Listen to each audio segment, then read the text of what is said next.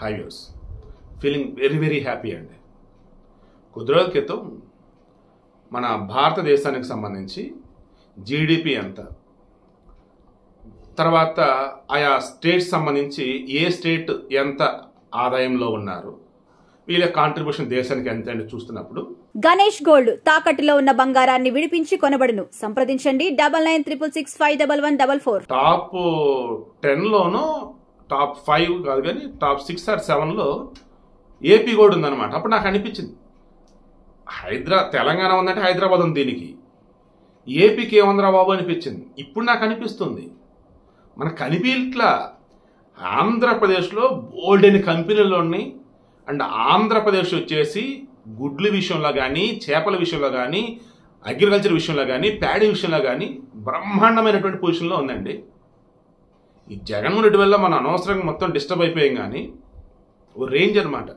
ప్రత్యేక హోదా ఎందుకు ఇవ్వట్లేదురా బాబు ఆంధ్రప్రదేశ్ కంటే, మీకు ఎలా ఇస్తాంరా బాబు, మీరు బ్రహ్మాండంగా ఉన్నారా, ఆయనే మీ క్యాపిటల్ లేని మాట నిజమే, రిమైనింగ్ కొన్ని లేవు మాట నిజమే, కానీ మీ దగ్గర అన్ని పుష్కలంగా ఉన్నాయి బాబు, వనరులు కానీ రిమైనింగ్ కానీ, ఇంక ఎలా ప్రత్యేక హోదా ఇస్తాము, సో ప్రత్యేక హోదా వద్దు ఇంకేం కావాలి అడగండి అంటే అప్పుడు చంద్రబాబు గారు మాకు ఫండ్స్ అలాట్ చేయండి, మాకు ఆ బ్రిడ్జ్ కట్టండి, మాకు వచ్చేసి ఈ ప్రాజెక్ట్ ఇవ్వండి, పోలవరం కంప్లీట్ చేయండి, అమరావతి నిర్మాణ సాయం చేయండి, ఆ రైల్వేలు వేయండి, ఈ రోడ్లు వేయండి, ఇది కదా పద్ధతి, టక్కటక్కడ చేసుకుంటా పోతున్నాయి అన్నాడు.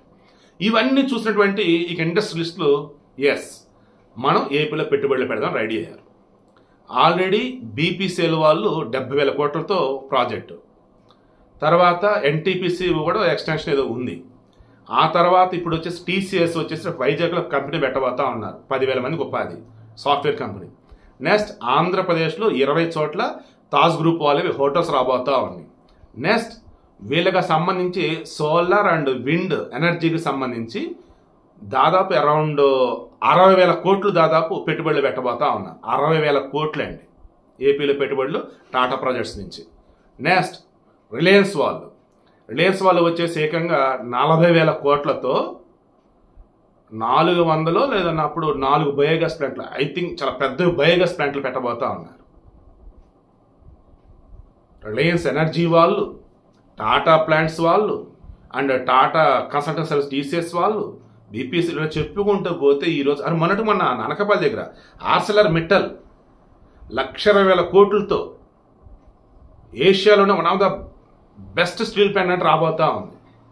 సో ఏపీ ఇప్పుడు ఎలా ఉందంటే పెట్టుబడులు స్వర్గధామం అన్నట్టుంది. చంద్రబాబు చెప్తున్నారు కదా, ఈజ్ ఆఫ్ డూయింగ్ గతం, ఇప్పుడు ఫాస్ట్ ఆఫ్ డూయింగ్ అన్నది మేము చూపిస్తామని చెప్పేసి అంటున్నారు.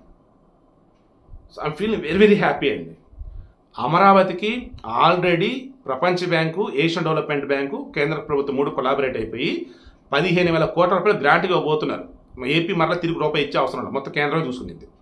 15,000 కోట్లతో అమరావతిని ఎక్స్ట్రాడినరీగా డెవలప్ చేయబోతా ఉన్నారు.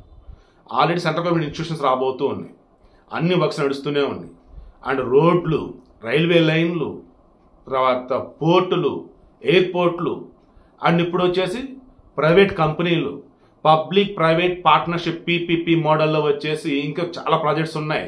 ఇలా చెప్పుకుంటూ పోతే ఆ నెల్లూరు పక్కన తడ ఏరియా ఉంది కదా, రాయలసీమ లింకప్ అయ్యి శ్రీ సిటీ, అది మన ఇండియాలోనే ఓ రకంగా మన శ్రీ సిటీ అన్నప్పుడు గవర్నమెంట్ అనుకుంటాడు, యాక్చువల్గా అది ప్రైవేట్ వాళ్ళది. బట్ ఎక్స్ట్రాడినరీ అక్కడ ఉండాల్సినవన్నీ ఉన్నాయి, ప్రైవేట్కి అండ్ గవర్నమెంట్ రెండు కూడా లింకప్ అయ్యి ఉంటాయి. నేను తర్వాత వివరంగా చెప్తాను శ్రీ సిటీ గురించి.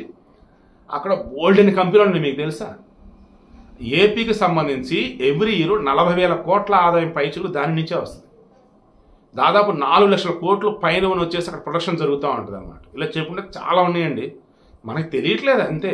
క్యాపిటల్ లేదు, ఇంకేంద్ర బాబు ఏపీలో ఏం లేదు అనుకుంటా ఉన్నాం. క్యాపిటల్ లేదంటే రిమైనింగ్ అన్నీ ఉన్నాయి. అదే ఈరోజు చంద్రబాబు నాయుడు వెల్కమ్ చెప్తా ఉంటే ఎస్ మేము కూడా వస్తాం వస్తూనే ఉన్నారు.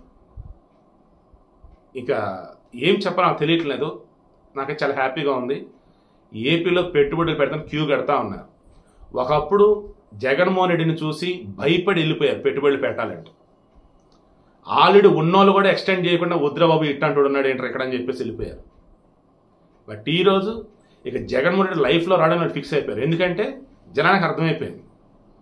అండ్ ఇప్పుడు ఉన్నటువంటి గవర్నమెంట్ చేసే పనులను చూసేసి ఇక లైఫ్లో ఇంకెవడూ కూడా ఇండస్ట్రియల్ జోలికి పోరు.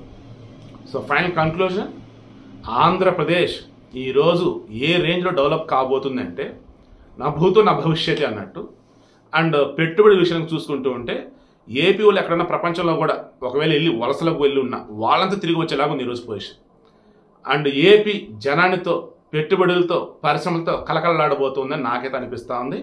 సీరియస్లీ ఒక తెలుగువాడిగా ఒక జర్నలిస్ట్గా చాలా చాలా హ్యాపీగా ఫీల్ అవుతూ ఉంది.